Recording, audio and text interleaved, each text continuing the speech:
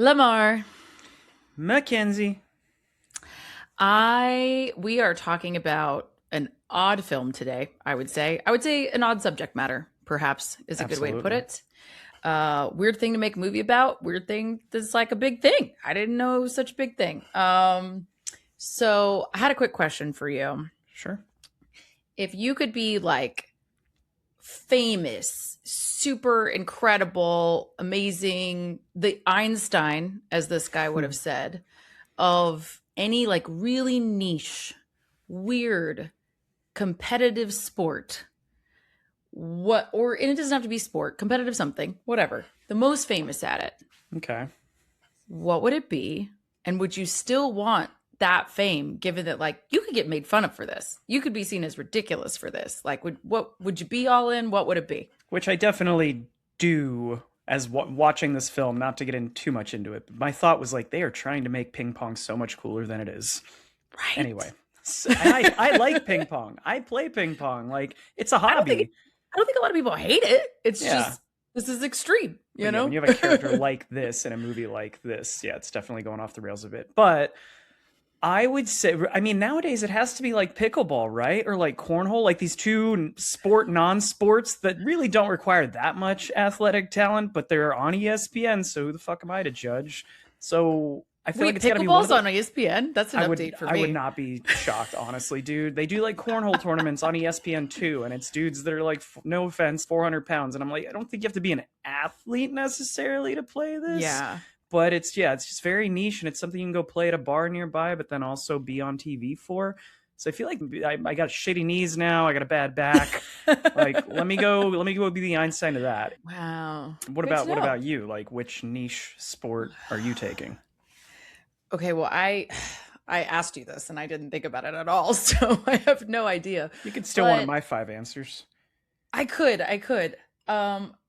So it's not very sporty, but like I have a weird talent that maybe I think I maybe have mentioned on the pod before. Okay. I'm like really good at cracking crab. I know that's ridiculous, but I have actually won in my life a crab cracking competition. And so I'm like, I did compete at it and I was really good at it. And I think the clarifying point here is without tools. Like I didn't use any like crack. I can just crack it with my hands because I just know the pressure points. I just know what to do. I'm sure there's and I'm really motivated that, because I love crab legs. Like if you give me a pound of crab legs, I want to like get to it. So would that be part? So let's say this makes it onto the Ocho, ESPN 8. If they're doing a competition, do you have to consume all of the crab? Yeah, is it an eating competition as well as just a cracking? Eating and cracking. Like I think that's why I won because I'm so good at cracking the crab. Like that I can literally eat more crab than the other people. And I am a bottomless pit for crab. Most people who know me, like I don't eat a lot in one sitting. I don't eat a lot in general, to be honest. But if you put like I could down a pound of crab like that. I think you should pursue this. It would be pretty cool for me to look on TV and be like, it's the Nathan's guy, like it's Kobayashi and Joey Chestnut, and then next to them, Mackenzie Wayne, like the crab girl. It's so much better than hot dogs. Like, let's be real. I'm not shoving hot dogs. Absolutely not. Oh, well, I'm glad we learned something today. Did we? Not necessarily good things, but we know new things. Okay. Oh, all right, kids, let's roll.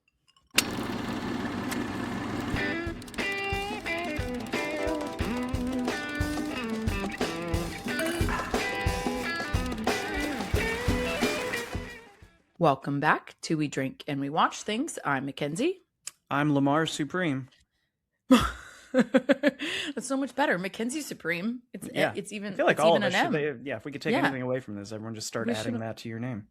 I love it. The arrogance of it all. Confidence. Would we say that? Okay, we'll get there. As you all probably know, given that it's the last one, but if not, we are doing all Oscar nom films this month for February, powering through to the end of this marathon watch, and we are ending things with an Oscar fave, Marty Supreme. Yeah, which was it's an experience. It's not my favorite of the ones we've watched, but I'll have notes on why I think that is in a second. It's certainly an experience. I Yep. also have notes. It's a fave, and I can't say I totally agree, but yeah, again, we'll Great get there. performances, like absolutely. Yeah, The acting that's noms the are non-issue, very well, right? yeah, received. Totally. I agree. They're awesome. So, to get us through this very interesting topic, what are we drinking? Yeah, so we are drinking from at Craft World. We are calling this the Hydrator because everyone in this movie is very sweaty, whether they're in ping pong competitions or not. It's a very intense film. And so this is 2 ounces of rye whiskey, half an ounce of mezcal, half an ounce of peach puree, 0.25 ounces of maraschino liqueur, 0.25 ounces of demerara, and a dash of orange bitters. There's a lot going on in this, and you're going to shake that, strain it into a glass over ice, and then you're also going to top it off with soda water to help you hydrate. Get a little hydration going. They could have drank some water, but whatever. We'll drink this. All right. Cheers. Cheers. All right. Well, let's get through some basics so that we can get on to the good stuff ish, whatever we would say. Anyways, obviously this came out in 2025. This is rated on IMDb 8 out of 10, 94% from critics. Wowzers. And 82% from audiences. So, That's it. Actually, so that I hadn't looked this up until you just said it. That 82% is pretty telling because I do think this has a niche market of people who enjoy this type of film. It's the one of the Safdie brothers, Josh, I believe. So you're getting the stressfulness, the anxiety inducing movies that he makes, aka Uncut Gems, Good Time.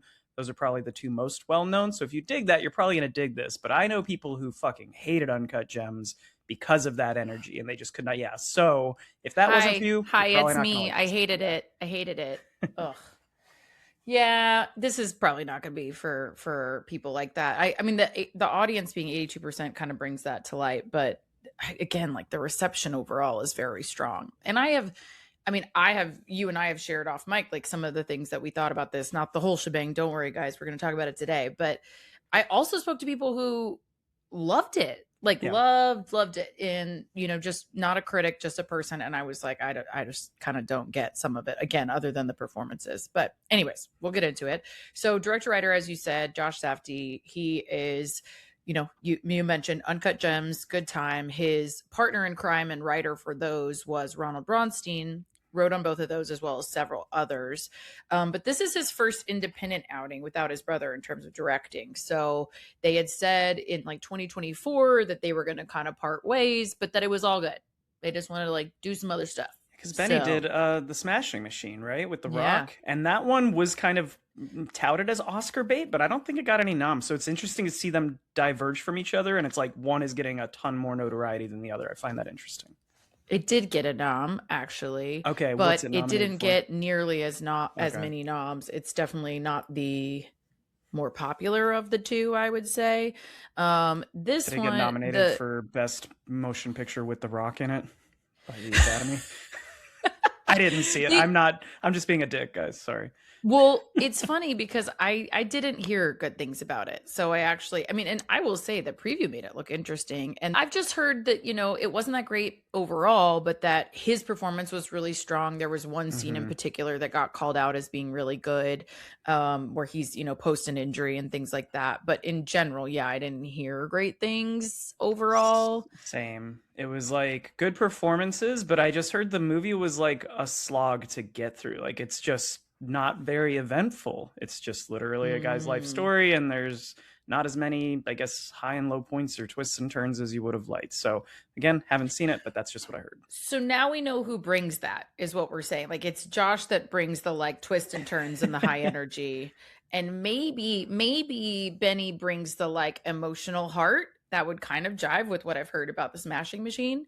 Because for me, it wasn't really here, but it was nominated, to be clear, for best makeup and hairstyling. So like a little something. I have to watch it. Like in the time since they decided they were going to do their own thing, Benny was also in Happy Gilmore 2, which was a shit show. So I'm just saying, as of so far, Josh seems to be making slightly better choices because that's 2 kind of variances there.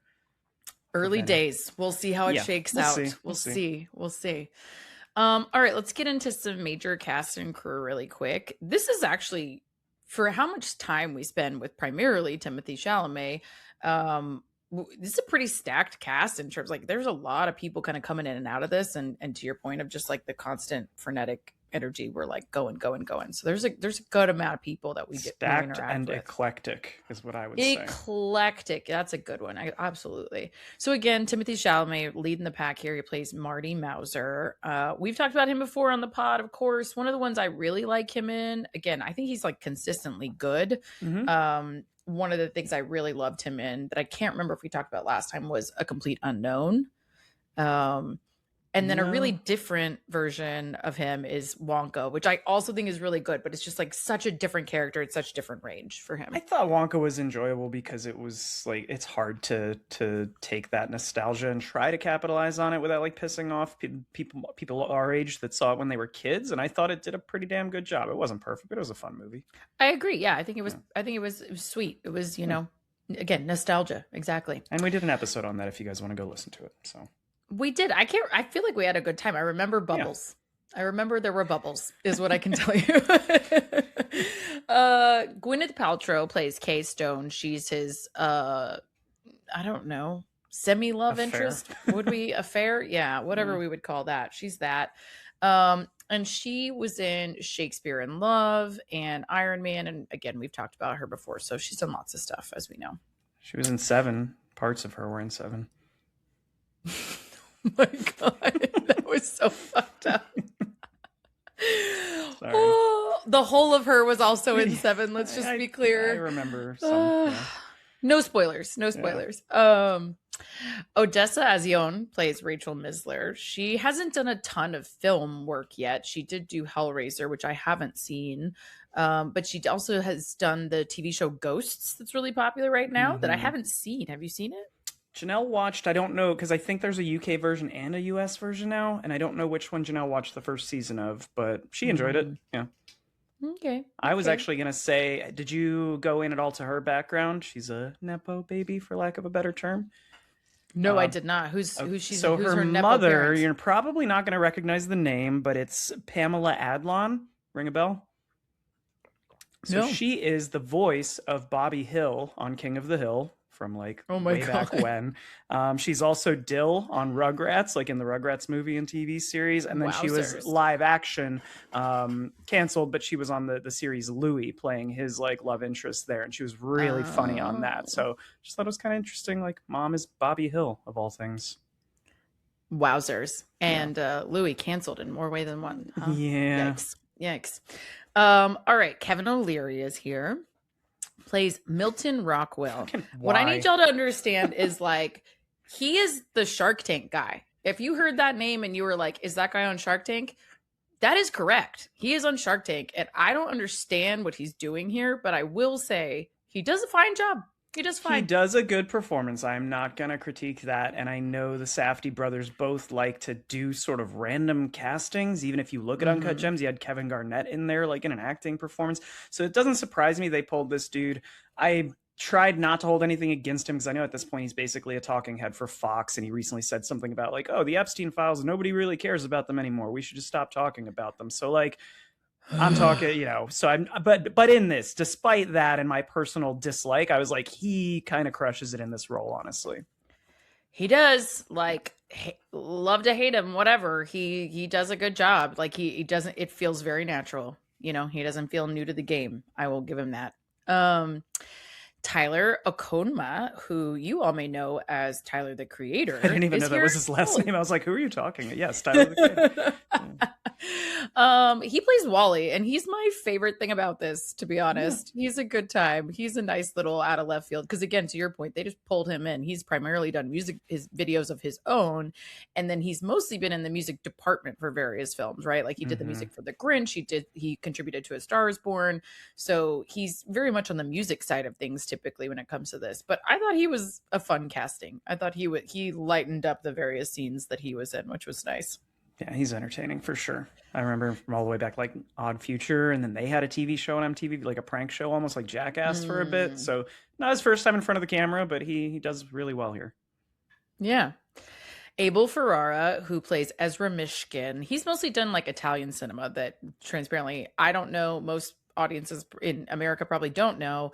And then he's done a lot of directing, same thing. He was in, where I think the connection is here, I could be reaching, but where I think the connection is here is that he did Daddy Longlegs, which the writer here, Bronstein, did and wrote. And so I don't know if that's the connection here, but he plays the guy who loses his dog and is very upset about it, which I can deeply relate to. Like, I get it, but he's pretty intense about it.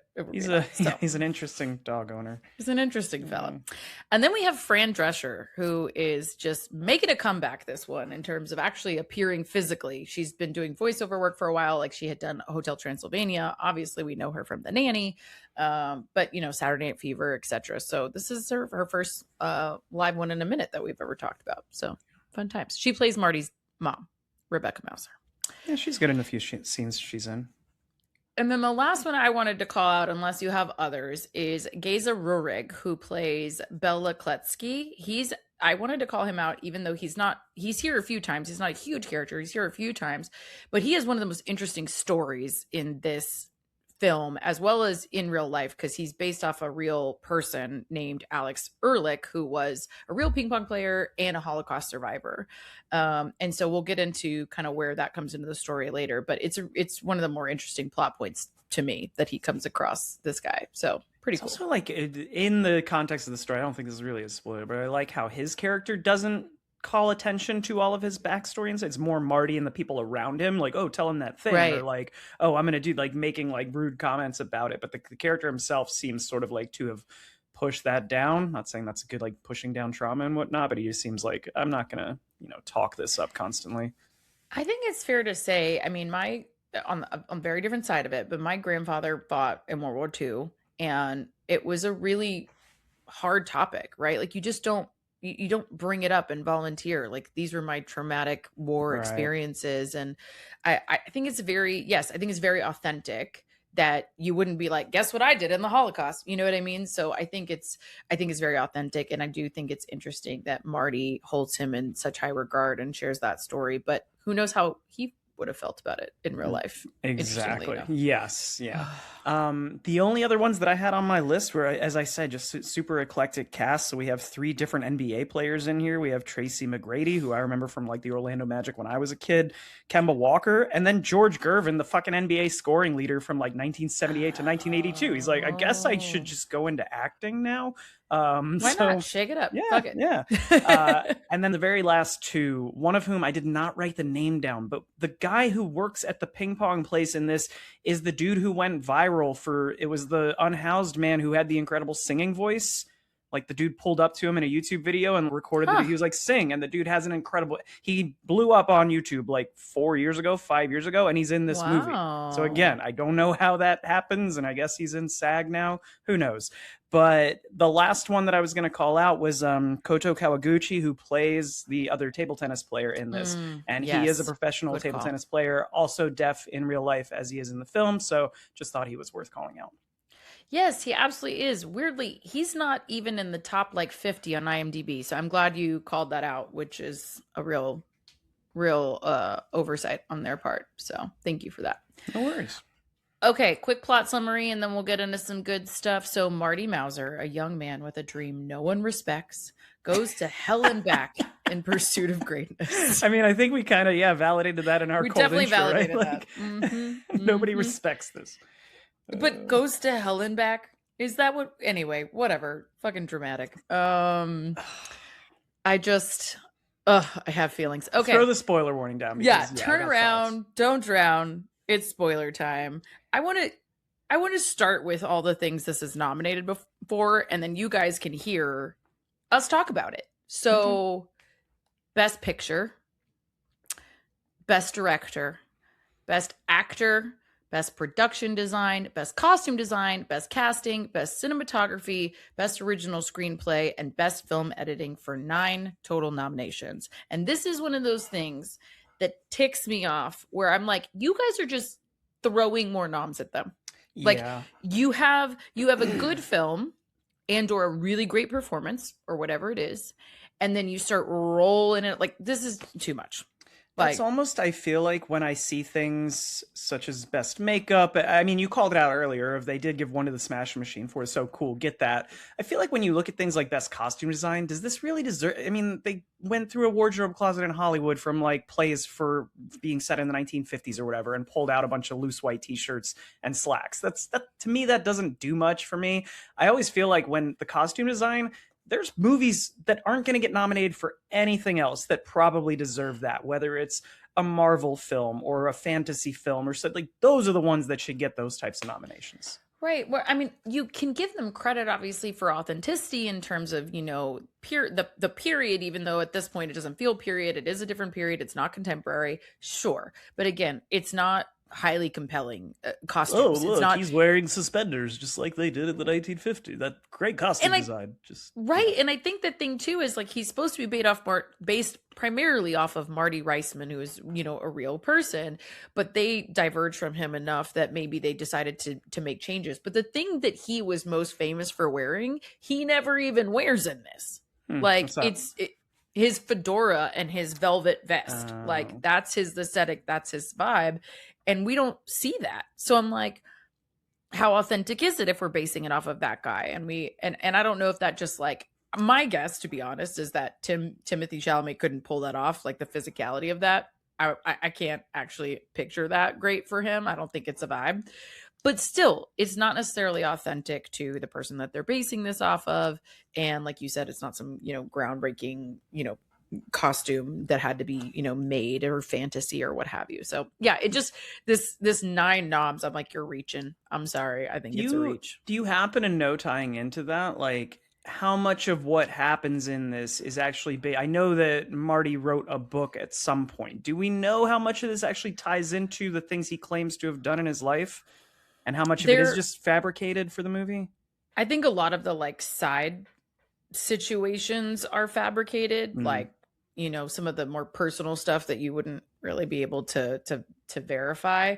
But some of the high points are true. Some of the like career related things that he did are certainly true. I mean, he had actually won 22 major titles, actually did.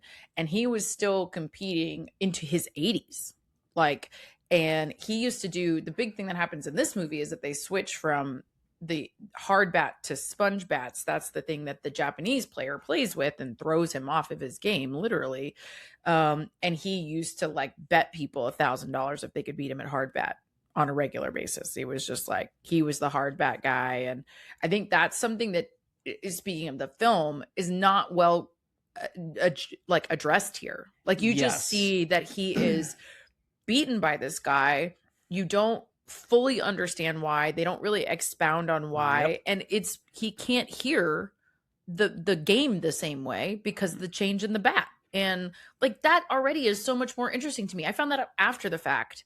And while I'm watching this, I'm like, okay, what's going on? There are some pieces in this, and it's mine mostly is at the end, where I like that they don't spell everything out for you. But my 2 big complaints with this, and to be fair, when we spoke, I think you and we had dinner on Thursday, and I was talking about, I made it like an hour into the movie, and I had a lot of thoughts, and it got better. It did get better in the back half for me. But in the first hour of the movie, I felt as though they were trying to just tell me, ping pong is interesting. You should give a shit about ping pong, because I compared it, I think, to The Queen's Gambit, right? TV show about chess, but they spend a couple episodes teaching you about the intricacies of chess, where I didn't know jack shit about. It became much more interesting, and then I'm more invested in it. Whereas this, we just get thrown in, and it's like, look at this badass playing ping pong, and I'm like, I don't really. Which you have to know is already a hard fucking sell. So you need to sell me on that. I totally agree. Like I have no buy-in, and this is.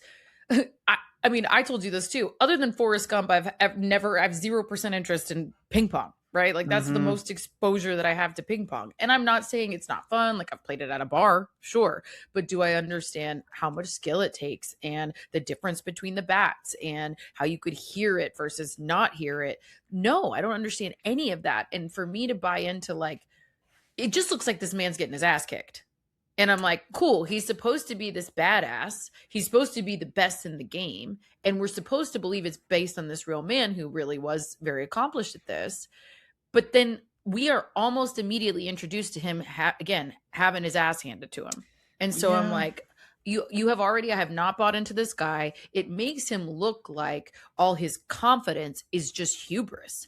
And he just comes off to me as being arrogant to the point of being unearned. He just didn't have exposure to this community that was better at this than him. Yeah. And that's not totally true, obviously, based on the real story. But like, while you're watching it, to your point, you're just not getting there. I'm not behind this guy to start with.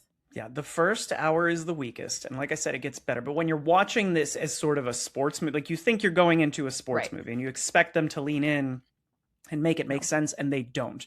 The back half, when it becomes more about his personal struggles and him basically exploiting everyone in his life to try and make his own personal dream, selfish dream come true, it gets more interesting, even if you don't like the character. But that gets me to kind of my second point, which is we are hitting, and I made this point last week. I will try and rate this movie this week based on its own individual merits. But last week we did a very different film, K-pop Demon Hunters. But I was like, it's hard for me to value this as highly as it should be when I've recently seen this new wave of animation of things like Spider-Verse and Mutant Mayhem. And I've seen it, it's becoming a trend. And that doesn't devalue the movie I'm currently watching. But when you see these repeatable things in Hollywood, and we are hitting a wall of diminishing returns on these douchebag, unlikable characters who somehow you get them to root for. And we mentioned two already. We mentioned Uncut Gems. We mentioned Good Time, both Safdie brothers. I'm thinking Wolf of Wall Street. I'm thinking Nightcrawler. I'm like, dude, I have seen this story now in the last decade, probably 10 times. And this one is the least interesting of the bunch. And it's just like, okay, so the Safdie brothers, their whole strategy is let's pick a topic. How do we make that as stressful and anxiety ridden as possible? And we're starting to burn ourselves out, I think. I hard agree. I also don't understand that compulsion. Like, as a baseline, I didn't like any of those. You know what I mean? Like, Safdie brothers so far are not for me, because literally I'm like, hey, are you guys this douchebag? Are you guys douchebags? I don't know them personally. I really don't. I've never even watched an interview with these guys. Normally I try to watch 1 or 2 interviews. I didn't have time. So I don't know. Maybe they're perfectly lovely men. However, like, I'm like, why are you attracted to these types of characters? Why are you attracted to these kind of shitty guys? And I don't know if it's just something that they can relate to, they've seen before, or they just think it's like a train wreck and you can't look away. I don't know. That would be my guess. It's probably I would love to look away, is what I'm saying. I would love to not look at this train wreck for as long as I did. Because, like, to your point, the first hour, it does get better. I agree with that. The first hour is fucking painful. Like, I am struggling to sit through this movie. And my literal notes when I got out of the film, because again, I saw this in theaters like you, and I can't take notes. I walked out and my progression of thoughts was as follows. I hate this man. Still hate him. What a herb. Unearned catharsis. The end. Like, that for me was the ride of this film on the whole. And I think Timothée Chalamet, while playing this douchebag, does a great job. He does a great job. Yeah, his performance is brilliant. Yeah, he does a great job. I think it's awesome. But I also think that the critical reception of his performance is misaligned to the character. That's what I don't understand about a lot of the characters, like the reviews. Like, I went on a deep dive because this whole thing broke my brain. And one of the summarized reviews was serving up Timothée Chalamet at his most infectiously charismatic. Marty Supreme is a propulsive epic that realizes its sky-high aspirations, even while it critiques its indelible hero's toxic ambition. Hard fucking no to almost all of that. Yeah. Like, he's not charismatic at all. I would say he's charismatic, but he's not likable. I think those are two different things. Like, he is, you do want to see, I almost found myself rooting against him in this. I was like, dude, I want this guy to fall flat on his face. So I don't know how much of my non-enjoyment of the movie was just, I don't like this person, this character. I mean, I think that was so much of it for me, is like, I just want to punch this man in the face. He seems like every other mediocre white dude I've ever met. And again, we have not been bought in, I want to be clear, to the fact that this person was really good at this at the beginning, right? We're still just seeing, and I'm not saying he wasn't good at all. Obviously he was, but he gets his ass handed to him relatively early on. So you're not super bought into this, but like charisma to me is charm.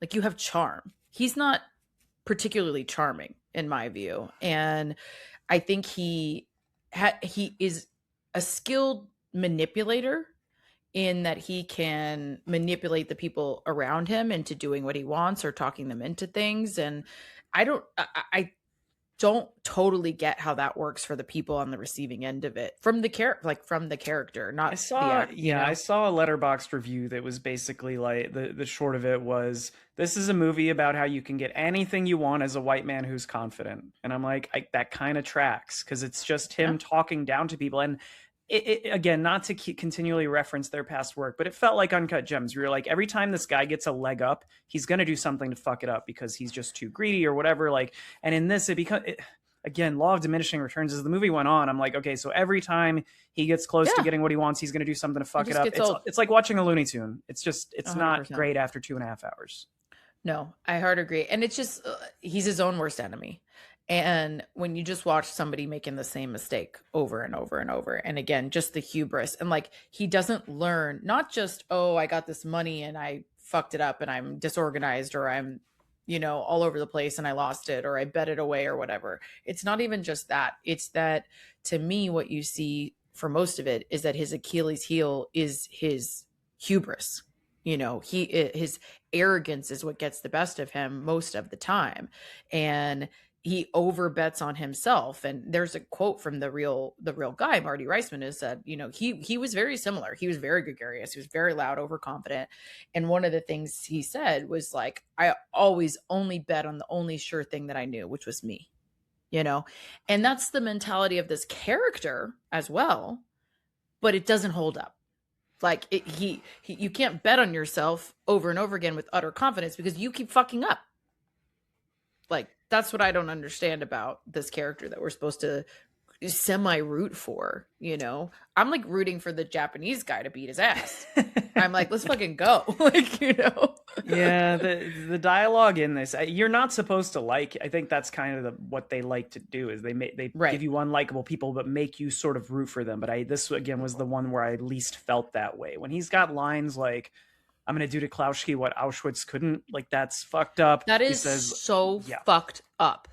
Like, that is so fucked up. And also, if I'm Marty Reisman and I'm even slightly associated with this film with shit like that in it, the way I would disassociate from this movie so hard of like, I am not that guy. That's not me. Meanwhile, I saw it at Alamo, and all the pre-show stuff is all Marty Reisman interviews and all this stuff. And I would be like, I unsubscribe. I do not want to be associated with this movie when this guy seems like such a fucking douchebag.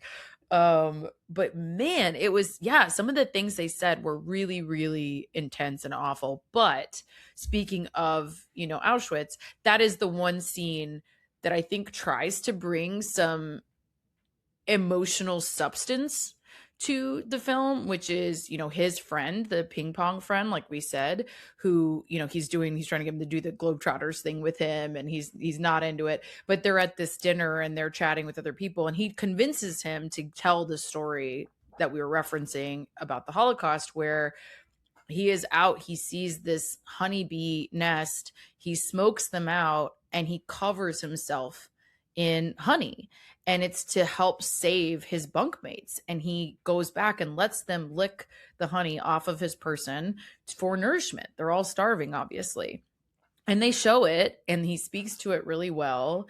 And it's one of the few like solid emotional moments in the movie. And it's not even Marty. That was the point. I wanted to let you finish, but the way that Marty does is just like, hey, tell him that great story that you tell, and he walks away. So like, it's nothing to do with Marty, but it's this like very like vulnerable moment, again, about past trauma. Apparently, I didn't read too much into the backstory of this film, but that is based on a true story. So the real life player was Aloysius Ehrlich. I think we mentioned him at the beginning, but that is based on an actual thing that happened to him when he was in Auschwitz for 4 years. So that he went by Alex Ehrlich when he was playing. Just so if people do know ping pong at all, that's what he went by. But yes, that did happen to him, and he had shared that story a handful of times, specifically amongst his fellow players. He wasn't like interviewed talking about it. So it's a little bit secondhand because the players are saying like, this is what we've heard he did, which is crazy. There's one other I think the payoff of this film is meant to be the last 10 minutes, clearly, but it is interesting that they save the only time you feel like you're seeing the real Marty, like you're seeing him be open and vulnerable and emotional, is the 2 times he cries, not like crocodile tears or trying to get something out of somebody, but it's when he finally wins that last game and he collapses and he's in tears, he's hugging the other player, and then when he gets back to the States and he sees his child and the movie ends on him crying, right? So that is kind of, I think, meant to be the payoff from the director and writer's perspective of, you've seen this guy be fake as fuck this entire time, and now you finally get 2 moments of like, this is him at his most happiest and like most genuine. I don't know. I think the performance is great, and I agree with you that that's totally the intent. It just didn't land for me not because of not because the guy is just a shitty guy, although that's certainly part of it, but it is also just for me that like, I don't think from a storytelling perspective you can get that payoff, right? Like the pacing is all wrong. Like you have seen no redeeming qualities, none, throughout this entire period. And then you get what amounts to me to 90 seconds in total of him being decent, right? Like, and not even being decent, having a feeling. Like, great, this guy has had 3 feelings in his whole life and you just saw 2 of them. And it's just not compelling to me in terms of catharsis, which I think is what we're trying to get to here a little bit, especially in the last scene of seeing his daughter. I think it's his daughter, child, whatever.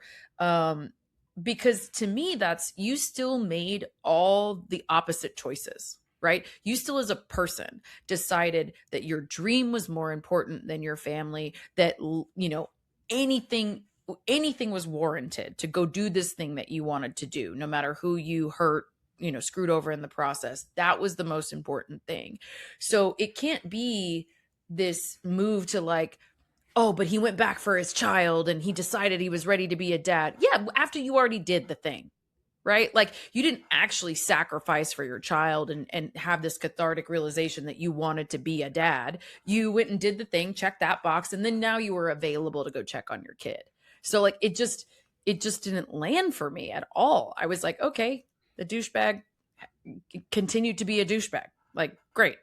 I hope that's not how he fathered his child. Like, I hope he was a better father in all actuality, but it just to me felt too late. You know, it was unearned. That's fair. I feel like the douchiest thing that he says that just tells you right off the bat who this guy is. And I felt like I was watching, you don't watch I Think You Should Leave, do you? Like comedy on Netflix, sketch show. But I felt like I was like, am I watching and I Think You Should Leave sketch? Because he sits down at the restaurant and he's like, get whatever you want, get whatever. And they're like, well, what are you going to get? And he goes, well, I'm going to get this and I'm going to get this. Why? Because they're the 2 most expensive things on the menu. I was like, that is the douchiest line in this. And it made me laugh. But it just establishes pretty quick that this dude is just all about appearances, right? I think that's a good call out, though. There are some funny lines. Like, I know I'm just shredding this movie because I really didn't like it, but I will say, like, there are definitely some funny lines. There are some compelling plot points. We didn't note his name, and I don't remember, but his friend, where he takes the girlfriend to kind of house up, like, he's a good dude. He's funny. That whole he's also in. We didn't call him out at the beginning, but I think this is his first acting role, or maybe second. But I think he had 2 acting roles in 2025. I've seen him in something else. Yeah, they were both his roles were last year, and one was this one. I don't know which one came first, but good for him. Like he does. Yeah, really and he does great, and like he's funny, and he's a compelling scene partner, I think. So like that was an interesting moment, and an interesting kind of redirect for part of that. And then, yeah, there's several just kind of funny lines. His relationship with Gwyneth Paltrow's character is really interesting. I love that that's more about her boredom and her fatigue with her own life and her need to feel loved and sexy and, you know, still relevant than it is about him. But he weaponizes that, though. Like, he knows that, too. And he's pretty shitty to her about it as well. But as that wraps, I kind of liked how that ended in that hotel room scene where she's just like so fatigued by him. Like, this isn't even worth, he is so obnoxious that this isn't even worth what it was doing for her before anymore, you know? Yeah. And you mentioned the thing about relevance, and yeah, it's her almost having a midlife crisis, for lack of, as a famous 100%. person, right? Yeah. And so she's willing to like sacrifice her principles and to have this sort of affair with this dude that she knows sucks. But I mean, it's just, I mean, I'm not giving her any out. She seems pretty on board with a lot of it. I do like how it ends up playing out with the necklace when they get caught in the park, because of course there has to be a fuck up. It's Looney Tunes. They lose the necklace, and I like how she's like, I can't get you another necklace, and he just does the like, hey, you're beautiful, now go get me another necklace. like that is such a bro dude move. Yeah, it's just I think they could have made him like this guy, Marty Reisman. I'm sure the real guy has redeeming qualities. Like, supposedly, there's some differences here that I don't think are pointed out. Supposedly, he was really beloved in like London and Japan. Internationally, he had real fans, right? We don't really see that. We just see him being a douchebag to people instead of seeing anybody that he genuinely charmed. And you also have this like emotional backstory to him, or apparently the real guy, the real kid, had a breakdown when he was like 11. He went to Bellevue and like had a severe anxiety attack, and what saved him from his anxiety was ping pong, was table tennis. And I'm like, what? Again, a much more interesting story to me, and gets me to buy into this person. Like one scene at the beginning. Do that pre-credits. Right. Here's a 5-minute scene. The kid loves ping pong because this is all that he has. That makes 100%. The character make a ton more sense. Flashback. I don't care. Put it somewhere. I need to know why I give a shit about this guy. It feels like an hour into this, they realize ping pong's not that interesting. And then that's when we start getting like stabbings and dog kidnappings and a shootout and things like that. Just this frenetic off-topic energy. That's just, what are we doing? 100%. I will say one thing. I don't want to I'm going to give this movie a semi-decent rating. For as much as we're criticizing it, I still think by the end's kind of justified the means. It's not my favorite Safdie brothers, but one thing we haven't really touched on is his dynamic with Rachel, which I thought was the two of them both being scam artists of like people who came from not a lot of wealth and are just trying to get ahead in their own way. And when she rubs that eyeliner off, I was like, my eyes went, like I gasped almost. So I do think that their dynamic of these two scam artists dating each other and trying to fuck each other over and get everything they can out of each other was also pretty interesting. Their relationship is interesting. It's one of the few things that adds authenticity to this story. I think it's one of the few things that I can buy into, is that lifelong friendship. His, I think, affection, if not love for her, is one of the few things that feels redeeming about him, just because he can give a shit about somebody else. He doesn't do it perfectly, of course, but he does seem to genuinely care about her. I mean, juxtaposed against his mother, who he doesn't even seem to give a shit about her, right? So like, it's a nice contrast. That one relationship is a nice contrast. And yes, to see that she is similar, and like, she's probably kind of his match in that sense, right? Of she genuinely loves him, and she's going to do whatever manipulation she has to get him bought into her as well. And so, yeah, I do think she's really good in that role, and that's really redeeming. But it's maybe the only one, to be honest. I like his dynamic with Wally too. I think, again, Tyler, the creator, is fun in this. And they go through this hustle that has the most fucking steps I've ever seen in a hustle scheme. Yeah. I'm like, I thought this was supposed to be easier. I thought hustles isn't it were normally about quick like money. you pretend to be bad, the guy bets. I mean, it does have a big payoff, like he does the big $40 bet or whatever it is at the end. But yeah, I liked that piece. But then you're getting chased by guys who find out that you did this. Like, it's just a lot of work I feel like there were easier ways. That's all. Yeah. There's one line at the beginning. I don't know if this caught you, but I went, ugh. It's when they first are like making out in the back of the shoe store about to have sex, and she says like something about being sick, and he goes, oh no, you can't get me sick, like I got to go on to this tournament this weekend, and she says no, it's just food poisoning. And I'm like, so she's just been puking and shitting, so now we want to have sex? Is that what we're like? It grossed me out so much. I didn't even notice that, but yeah, like what you're making out of, did you just vomit? Are you gonna go vomit real quick? Like what's happening? Ew.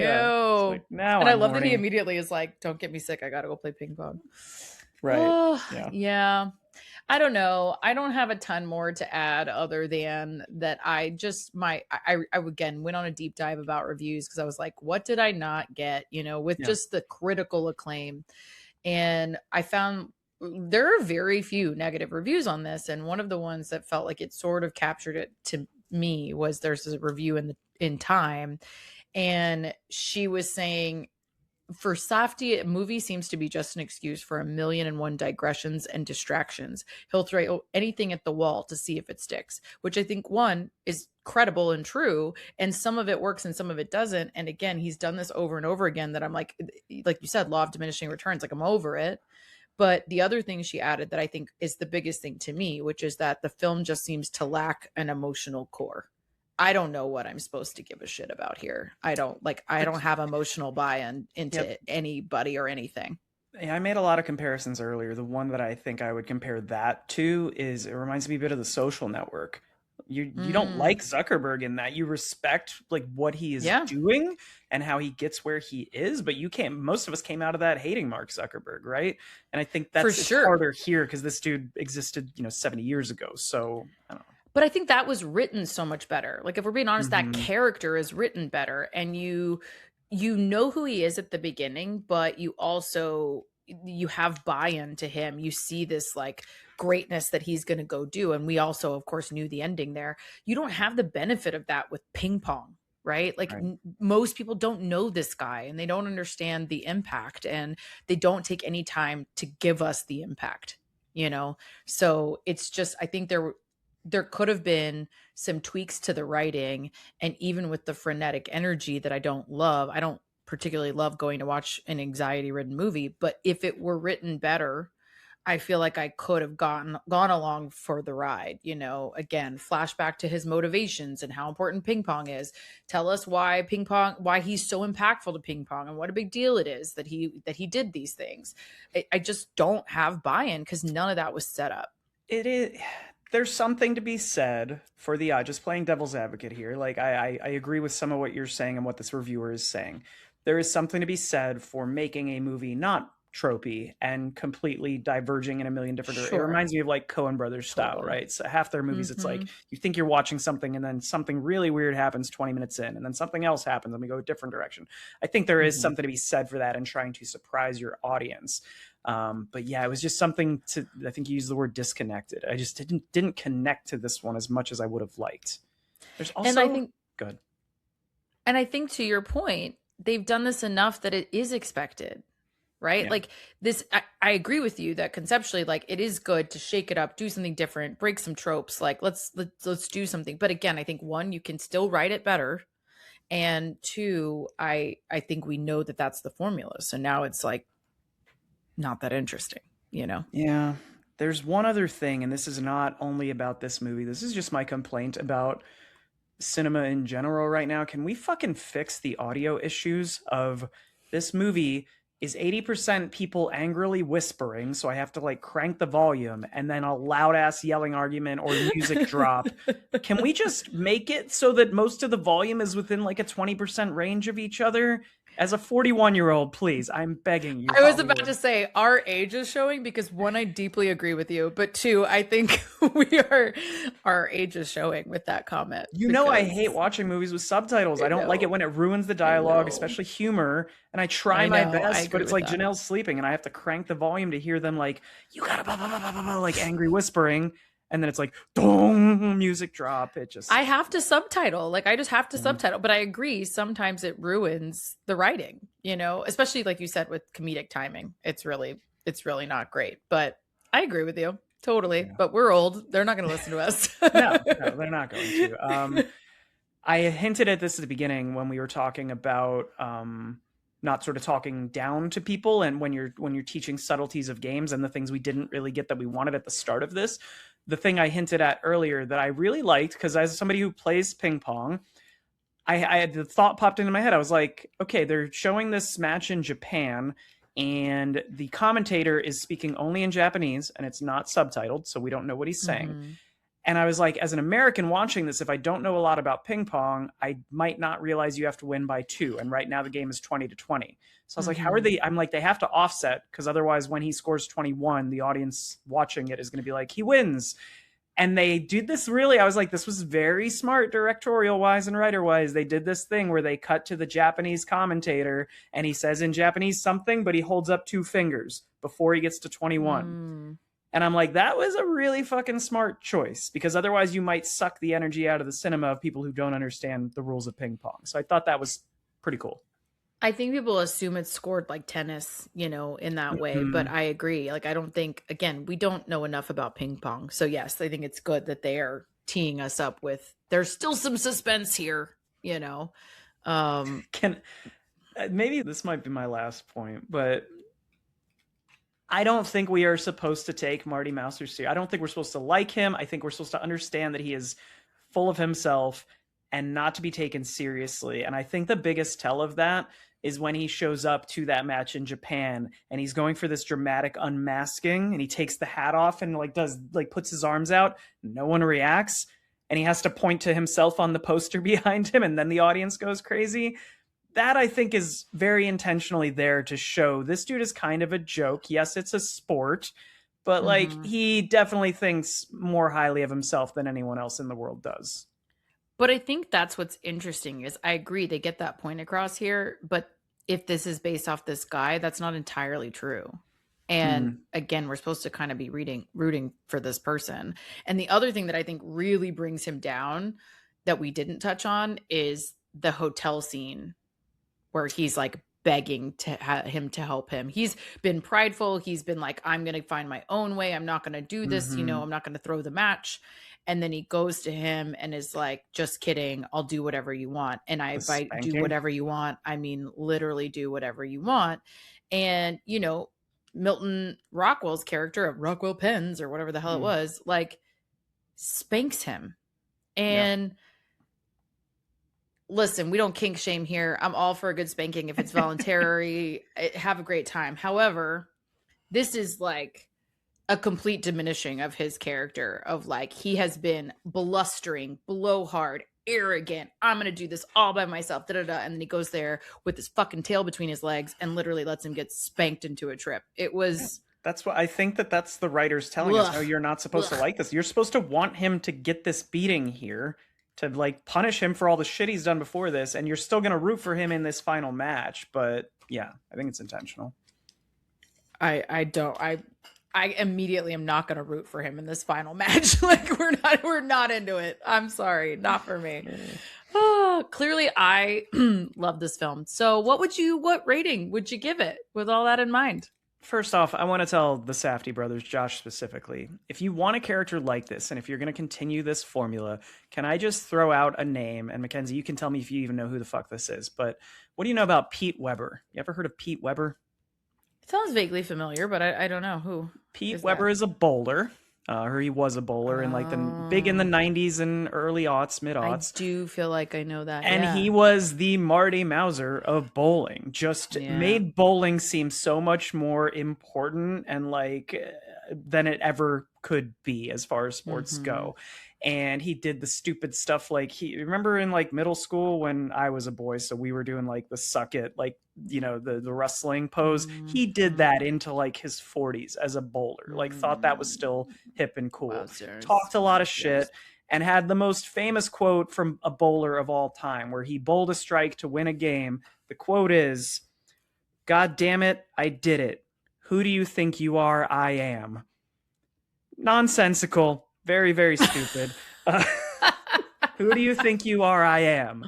I'm going to attempt to play this on the pod for you to hear it so that you can hear how silly it is because he's just in the heat of the moment. If the audio doesn't translate, we will delete this, but here we go. Hopefully, I literally can't wait. Okay, here we go.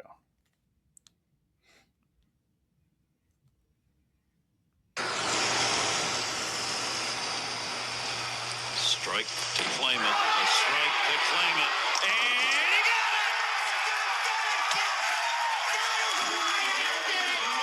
Another 5! Are you kidding me? That's right! Who do you think you are? I am! Who do you think you are? I am. Wow. What a baller. So make a movie about Pete Weber, Josh Safdie. That's my ask. I would have been more invested in that. I'm pretty sure. Pretty sure. So all that to say, I feel like we've been talking for 55-ish minutes, and probably 45 of that was shitting on this movie and the things we don't like about it. But as I said, I'm going to judge this by itself, not in comparison to the other Safdie brothers and similar movies of this. We're diminishing returns, guys. Let's try some new archetypes. But I'm still going to rate this relatively highly because I think overall, I'm still going to give like an 7.5. It's like a B- movie to me. I'm genuinely shocked to hear that. Yeah. I mean, if I hadn't seen 5 other movies like this in the last decade, I just wish I could think off the top of my head of something else that you gave like a 7 even, and give you that comparison, because like with all the shit talking you just did, you don't need to rate like me, but I'm genuinely shocked. Like that doesn't correlate to everything you just said. Yeah. If it wasn't for all the performances in this, because everyone is good. Yeah, everyone's good. Yes. But yeah, there are parts of it that are sort of like disconnected and it just doesn't hit the same. But I think the highs of this make it a good movie, but it's nowhere near like a 9 or a 10. Okay. Fair. Yeah, I'm going to give it a 5. So you're saying that I'm saying go see it if you want to see it. Like go, it's popular enough. It's an Oscar nom. Like decide for yourself. I think with how much attention it's gotten and how how strong the performances are, it's almost like a pop culture moment there are many movies like that I didn't end up loving, but they were a pop culture moment and I wanted to see them. So to me, that's this, like, go see it for the information of it all. Not because it's good, like not because I don't think it's enjoyable. I think the performances are excellent and the production value is strong. Like it's not a shittily made film. But I think the writing is not good. I think the character has no redeeming qualities and is not set up well for us to be invested in. And it's okay to hate him. Again, you made the great comparison to Zuckerberg in The Social Network. I hated that guy. I loved that movie. That's one of my favorite movies. So it can be done. It's not just about that he's a fucking herb. It's that I don't think it's well done. I think, again, the last 5 minutes are, to me, totally unearned. So yeah, go see it.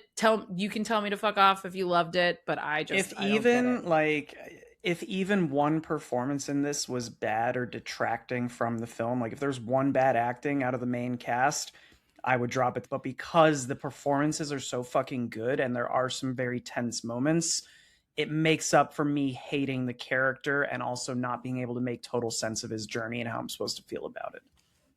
Yeah, fair. Well, okay, this was very divisive for us. I think still a good conversation, but very divisive for us. So let us know what you guys thought. I'm very curious.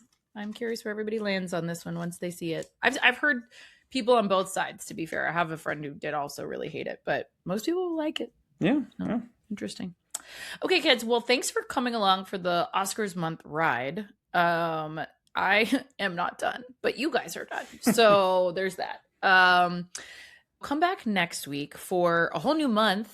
We are going to start talking about Love Stinks. We did this last year, if you guys remember. It was pretty successful. It's a fun genre. It is a fun genre. We had some good comments on this one. So we're going to do it again, but with some selections we didn't get to last time, obviously.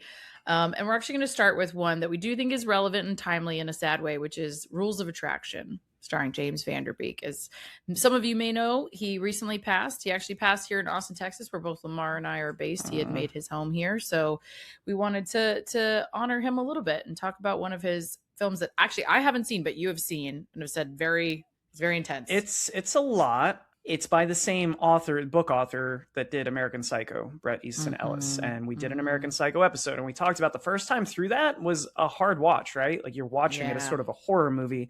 And it's not until the second or third watch that you catch on to, oh, this is a dark comedy. And there's unsettling things, but maybe you're not supposed to take them as seriously as you should within the context.